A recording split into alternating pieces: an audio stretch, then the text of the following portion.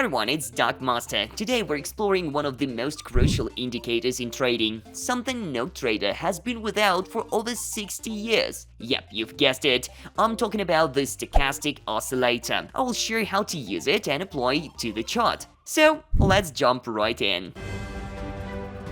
So what exactly is the stochastic? This indicator was created in the late 1950s and remained one of the most popular tools in trading. Essentially, it shows how close the current price of an asset is to its highest or lowest point over a set period.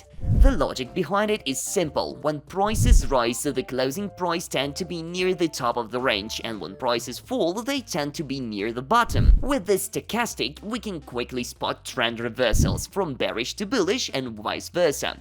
Its key strength is its ability to identify potential market turning points. You know the saying, buy low, sell high. The stochastic helps you figure out when the market is overbought or oversold. Let's see how we can apply stochastic to real market conditions. Imagine you're trading the Bitcoin USDT pair. The pair is moving sideways and the stochastic starts flashing overbought signals. This might be a good time to consider a short position. Let's examine the stochastic indicator's formula and structure. It consists of two lines, K and D. K is the main line reacting to price changes. D is a smoothed line, a moving average of K.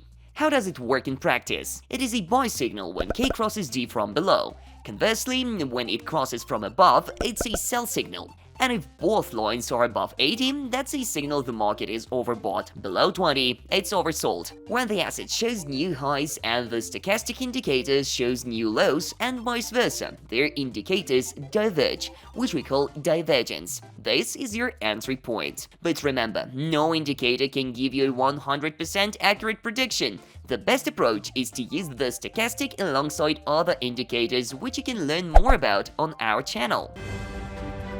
Here are a few tips before we wrap up. You can adjust the indicator based on your trading strategy, experiment and find your unique approach. Avoid trading against the trend. Even if the stochastic gives a signal, always pay attention to the current trend. Use divergence. If the price rises while the stochastic falls, this could indicate an upcoming reversal. That's all for today. I hope you found this breakdown of the stochastic oscillator exciting and useful.